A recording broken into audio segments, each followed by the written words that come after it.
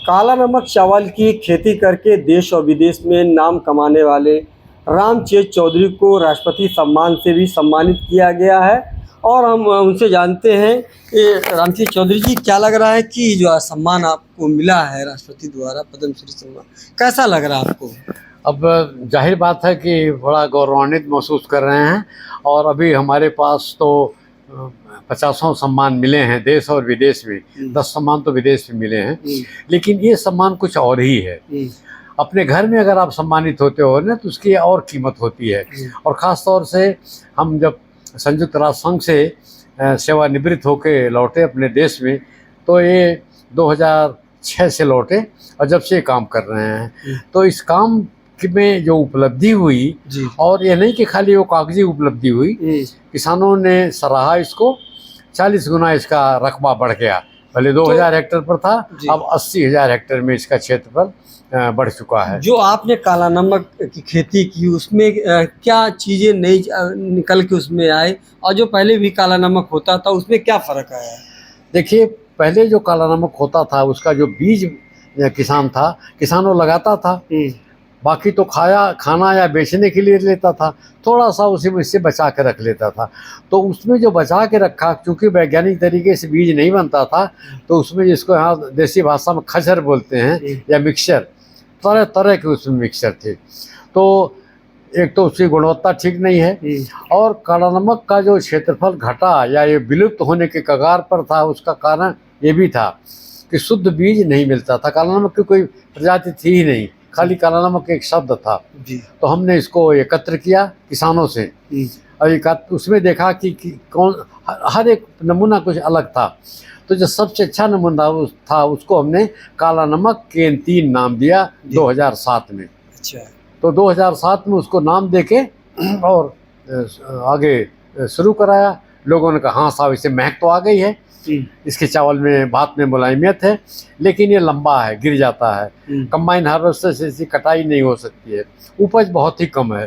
तो हमने कहा ठीक है, इसको भी हम ठीक करेंगे। फिर हमने उसको 2.5 मीटर से छोटा किया, 1 मीटर से भी कम इसकी ऊंचाई करी। उसका फायदा हुआ कि इसका गिरना बंद हो गया, कंबाइन से कटाई होने लग गई। लेकिन जो शुरुआती दौर की हमारी बौनी प्रजातियाँ थीं, जैसे बौना काला 101, बौना काला नमक 102, इसके जो चावल की गुणवत्ता है वो उतनी अच्छी नहीं थी। भूसी का रंग भी काला नहीं था, हल्का था। तो उसको सुधार के हमने नवीनतम प्रजाति दी है, वो है काला नमक किरण। और प्रजाति तो खैर ऐसे हमने कह दिया कि दी है, लेकिन इसको सरकारी जो अनुसंधान केंद्र हैं 11 अपने प्रदेश में, वहाँ इसका 3 साल तक परीक्षण होता है। उसमें अगर अच्छा पाया गया तब यहाँ उत्तर प्रदेश सरकार उसको रिलीज करती है, और वो प्रस्ताव डायरेक्टर कृषि निदेशक जो है, डायरेक्टर एग्रीकल्चर, उनकी तरफ से केंद्र सरकार को जाता है। वहाँ वो नोटिफाई होता है, जब उसका बीज बन सकता है। तो गवर्नमेंट नोटिफाई करती है, और उसके बाद ही इसका बीज बनना। अच्छा, आपका ये जो काला नमक चावल है, कहाँ कहाँ तक अभी आपने इसको पहुँचाया, देश विदेश तक पहुँचा, कहाँ तक गया, और पूर्वांचल में ये कहाँ तक है इसकी खेती होती है? देखिए, 11 जिले हैं अभी इसकी पूर्वांचल की खेती के। गोरखपुर मंडल के 4 जिले, बस्ती मंडल के 3 जिले, देवीपाटन मंडल के 4 जिले। इसमें अधिकांश जिले नेपाल की तराई से सटे हैं। यहाँ थोड़ा मिट्टी एक तो कुछ भारी है, यहाँ का जो तापक्रम है वो भी थोड़ा कम होता है, ताकि सुगंध इसकी बनी रहे। तो इनका हमने भौगोलिक सूचकांक करवाया, 2010 से करवाया था, तो 2020 में समाप्त हुआ। 2020 से हमने फिर बढ़वा के 2030 तक कर दिया है। एक और चीज़ हमने कराई, वो था इसका कि बासमती का आपने सुना होगा कि अमेरिका ने पेटेंट कर लिया था, और उसको तुड़वाने के लिए हमको अंतर्राष्ट्रीय कोर्ट में कई सालों तक जो है मुकदमा लड़ना पड़ा। हमने कहा भाई, हम तो काला नमक वाले हैं, इतने पैसे नहीं है कि हम मुकदमा लड़ सके, इसलिए हमने पहले इसका पेटेंट करवा लिया था। अच्छा। और उसका नाम है उसका नाम है PPV&FRA, protection of plant varieties and farmers right act. तो इससे हमको ये अधिकार मिला कि कोई भी देश, कोई व्यक्ति, कोई कंपनी काला नमक अपने थैले पर लिख के वो बाजार में इसका चावल नहीं बेच सकती। तो अभी तक आपके चावल कहाँ कहाँ तक पहुँचे देश विदेशों में? देखिए, एक तो जो प्रमुख है वो हमारे बुद्धिस्ट देश हैं, क्योंकि भगवान बुद्ध का प्रसाद है, 3000 वर्षों का इसका इतिहास है। तो सिंगापुर में 550 कुंटल हमने भिजवाया पिछले वर्षों में, तो वहाँ से ये जापान जाता है, कोरिया जाता है, वियतनाम जाता है, कंबोडिया जाता है, थाईलैंड जाता है, जो बुद्धिस्ट देश हैं वहाँ पे ये अच्छा बाजार इनको मिल रहा है। ये भगवान बुद्ध का प्रसाद है। जी।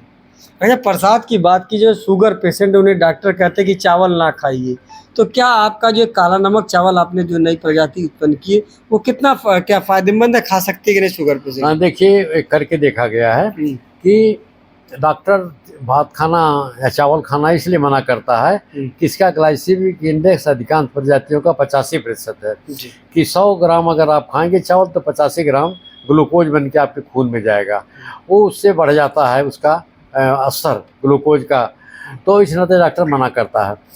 अब उस पैमाने पर हमारा काला नमक जो अगर भूसी छुटा के है, बिना खाली कुटा हुआ छटा हुआ नहीं है, तो उसका 49% है। अगर छटा हुआ है, सफ़ेद रंग का चावल हो तब वो उसका 52% है।